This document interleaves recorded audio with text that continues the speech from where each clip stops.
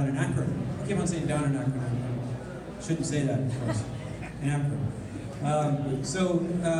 Please give a huge round of applause to AC. I hope you will enjoy the presentation.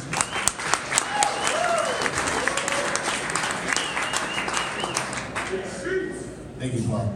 And thanks for putting on TechPints. These are great events. All right, so my name's AC, CEO and founder of a company called Drips down in Akron, as Paul said. You may have known us previously as Squints. It was my software incubator. I was able to build a culture and environment and build a team down there that was so strong that we literally had some of our employees get our logo tattooed on their chest. Unfortunately for Ryan, we actually ended up rebranding under some Drips a few months later. So, why build a great environment?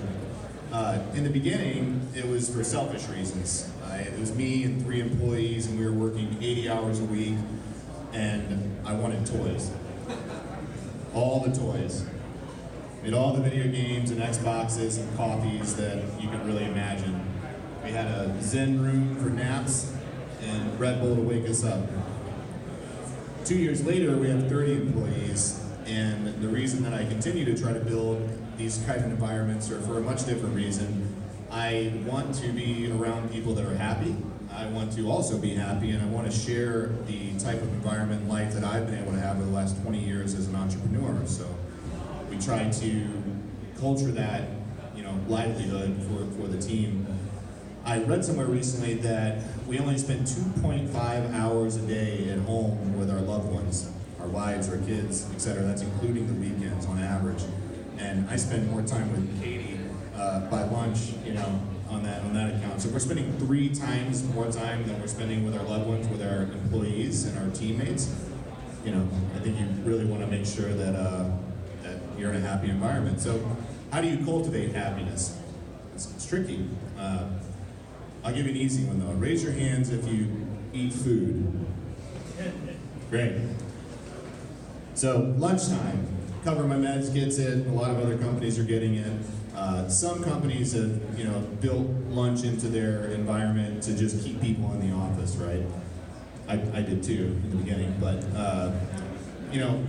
we realized it became a lot more than just lunches. The reasons that I do it and we've begun to do it is because it fosters a community. It fosters conversations across different silos of the company. We have a full-time chef now. We built out a full production kitchen. We do hot lunches every day, breakfast on Fridays, and it's just really great. We have a lot of guests in for lunch. The designers are talking to the coders, the controllers, talking to the office manager, and relationships that otherwise just wouldn't exist are built. Data actually shows, hold on, gotta go back. Sorry. I was gonna say, data actually shows that millennials, value food over healthcare, PTO, and salary. And that's not a joke, that was actually a real study I read. Lunch also gives us a chance to celebrate each other, celebrate birthdays, wins, talk about losses, opportunities. Even when we have employees that decide to take jobs elsewhere, we celebrate them as well, and we let them have a last supper, we call it.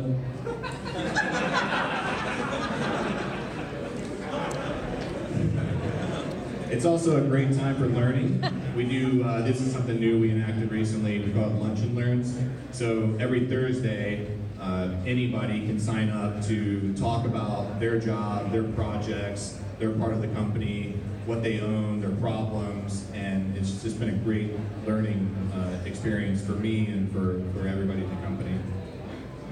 And I know this sounds expensive, so if you need to pitch this to your CFOs or your controllers, I think somewhere around, depending on your salary ranges, somewhere around 10, 12 people, it ends up actually paying for itself, and that's with a full-time chef and a blown-out kitchen and every snack and drink you can imagine, including Soylent, all kinds of weird shit. Because our lunches don't take an hour anymore, right? People don't have to stand in line at stores. They don't have to wait for food to get delivered. It takes about 25, 30 minutes or so. So that covers food. What else can we offer? How about fun? Just like my Nerf guns and my massage chairs and everything else I used to have in my old offices, we all need a chance to really unplug and have fun. This is my new life goal, by the way. We have a giant Jenga at the office, and I'm dying to try this. Bringing fun into the office isn't as easy as just buying a set of giant Jenga or an Xbox, though. As owners and leaders, we actually have to play with the toys, right? So we had giant Jenga since last November, and it sat in a specific room, and it was set up, and nobody played it. It gathered dust. So I drug it out, I stuck it where you see it there, and for about a week I played by myself.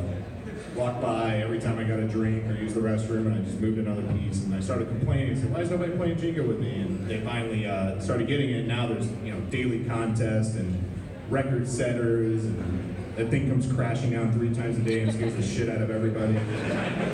And it's just great. So that covers food and fun. The last thing I want to talk today about is freedom. No one in the company, I love that email. No one in the company has a real office, at least not one with walls. I don't have an office or door.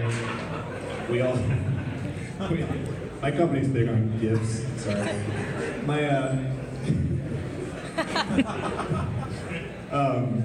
I lost it. All right, sorry. So what do I mean by freedom? Freedom to test things. Do you have a good idea? Test it, prove it. Tell us how it works.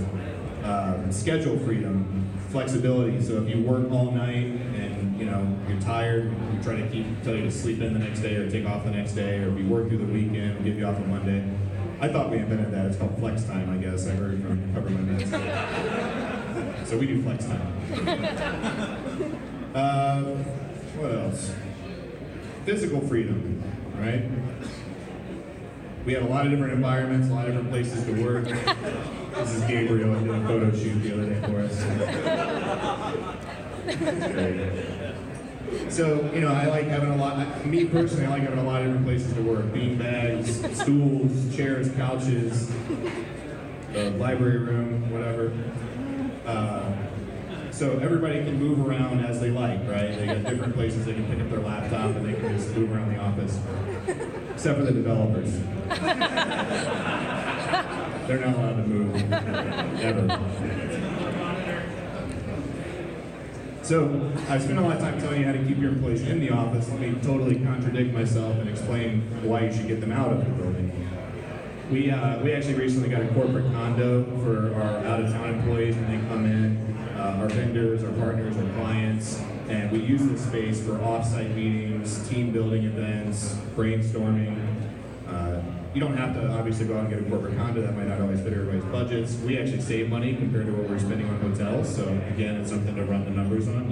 You'd be surprised how cheap these types of things can be. So what else? You don't have to have the condo, but you can get out of the office. You can party, you can do happy hours. You can do escape rooms, Cavs games, just trying to hang out with each other socially, I think is a big thing. I find out about stuff that I don't get invited to all the time from my team. They tell me I said no too many times, so I don't get invited anymore. But it's great. They hang out. They go to, a lot of them went to my wedding. They go to each other's weddings. They meet each other's fiancés and kids and have play dates. And it's great. What else?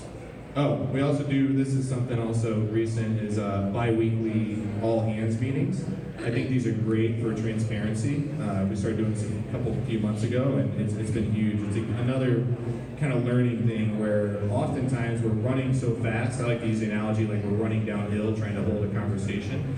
But with these every other Fridays, we catch up, everybody grabs a beer, we have slides similar to the ones you're seeing now, and we talk about what we did that was good, what we did that was bad, what we have coming up, goals that we're trying to hit, call out specific employees for good accomplishments, and that's good.